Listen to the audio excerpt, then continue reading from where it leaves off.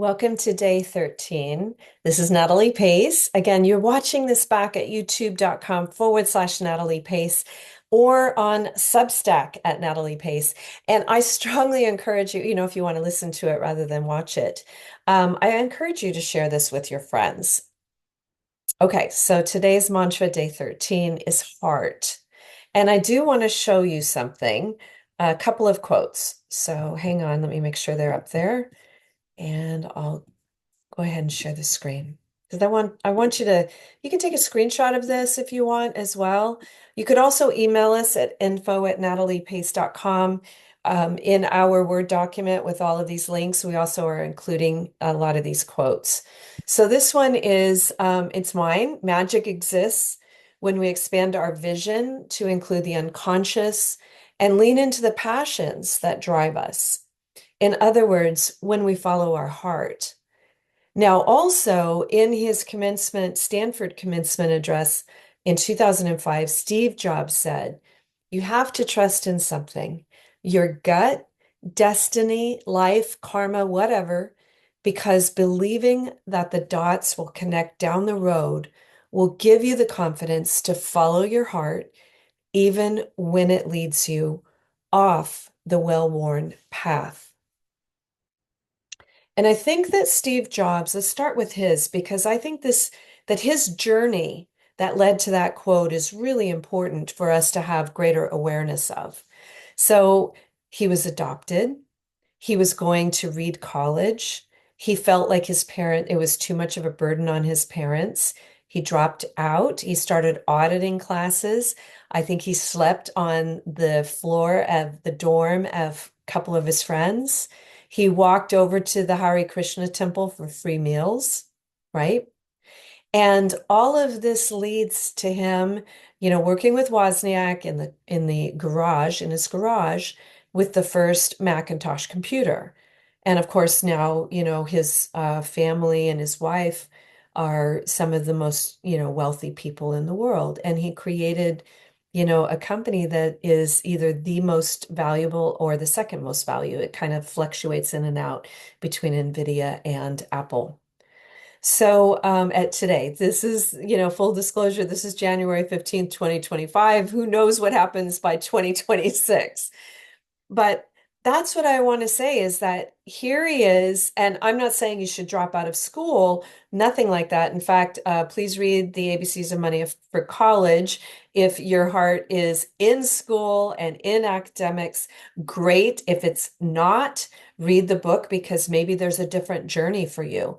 I'm going to give you my journey. Okay. So following my heart, I actually tested out of high school, went straight to ASU. I was still 17. I was a piano performance major, decided to move to Los Angeles for greater exposure to the music industry, got a record deal. So after my first year at Arizona State, where I was on the dean's list for piano performance, I was then in Los Angeles, making music, actually doing stuff. And I spent 10 years doing that. And then I said, you know what? My heart's in music, but it's not in the people in the music industry. I was just surrounded by a lot of people that I felt were making me, and they weren't doing this to me. Look, no one as an adult can do something to you that you don't allow them to do, right? But I felt like being in the industry was coloring me in a way that I didn't like myself. And so I wanted to like myself more. And I decided to step back and rethink things and follow my heart. I ended up getting married. I ended up having a son. And I ended up going back to school. I ended up first at Santa Monica College and then graduating from the University of Southern California. And then, of course, following my heart led me to the Women's Investment Network, and following my heart and my gut. And all of that led me to Gary Becker at the University of Chicago, a Nobel Prize winning economist who thankfully was a great mentor, wrote the foreword to my first book. So, if you try to say that you're going to start out in rock and roll. You're going to finally get your degree at your dream school, which I thought USC was out of reach when I was just a young poor girl from really tiny town in Arizona. I thought it was out of reach, right? I couldn't believe it. Every day I went to USC, I was like pinching myself because I couldn't believe I was actually there. And then to go on and have this wonderful career and write books that are enthusiastically recommended by Nobel Prize. You can't write that career path, and no career counselor would tell you to follow that, right? All I was doing was following my heart. And then obviously, I was putting a lot of the other tools into it that we've already talked about: wisdom, leaning into you, stopping the noise is part of wisdom, right? Instead of believing that other people are experts, especially if your gut is telling you it's wrong. Look, your gut is interesting because intuition is actually complex pattern recognition. If your intuition is actually an emotional response, then it's probably telling you to do the wrong thing.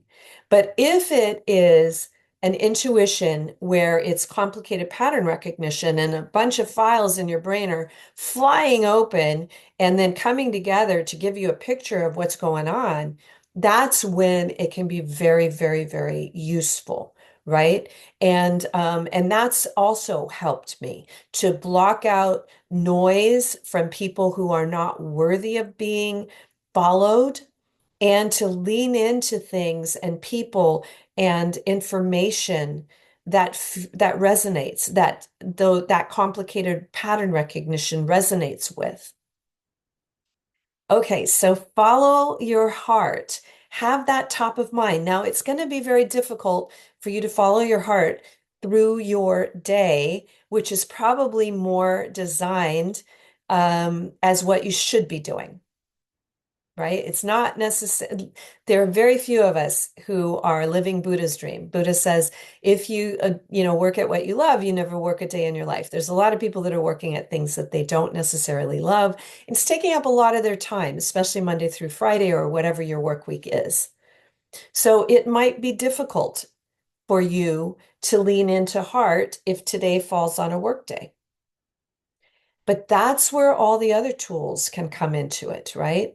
That's where also maybe leaning in a little bit more to that financial freedom game that we played. Maybe also, if you haven't already done it, what happened when you gave an hour of your time? That's also important to put heart and passion into. You don't want to just give an hour of your time or donate an hour of your time to exercise the flow of abundance just any old where. You actually want to do something where you believe that your presence is going to be helpful. As an example, my instinct, my gut is, hey, don't go back to LA, run to New York. I'm supposed to be there in a month anyway. Just push it up and go. But my heart is telling me you have friends who lost homes. So if you can safely, and this also goes back to peace, right? It doesn't mean that you let people roll all over you, put yourself in a dangerous position, although, thankfully, sadly, thankfully, firefighters do that all the time. We should be very grateful. Police officer there doing that. There's a coordinated command right now in Los Angeles with these fires actively raging and the air quality terrible. Hopefully they are protected with their masks and all the protective gear they've got. But a lot of citizens don't have that kind of protective gear. So if I cannot safely help others yet, maybe I have to postpone that. If I can, I'm staying and I'll go in mid-February to New York. Okay. So it's not easy to follow your heart if you're already on a well-worn path of what you should be doing, what you think you should be doing. And sometimes, and here's another tip, a friend of mine, this is his quote. He says, there's your 9 to 5 job and there's your 5 to 9 job, right? So there's the job you do to pay the bills, and then there's the job you do because you think it's important or because it lights you up, right? So when you get done with your work, and today, still think hard, right? Still think hard. Then think about, and if you can do this today, if not, remember, I am challenging you at the end of these mantras to go back and redo this entire series with the gratitude game audio version so that you actually have the to-do list too. But write this down as a to-do list thing as well. It doesn't have to be every single day. You don't have to be a workaholic where you're working, from 9 to 9 every day. But a little bit of charitable contribution goes a long way. And as I told you, my charitable contributions have led to every major milestone in my career. So, can you discover what your heart would really want to be doing? And can you spend that 5 to 9 doing it tonight? Can you do it at least one night next week?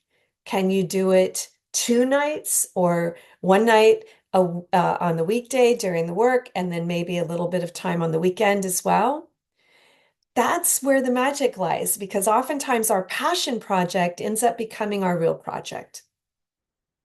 All right, I'm going to leave it there. Put some heart into it, put your heart into it, and we'll see you tomorrow. Thanks for joining me.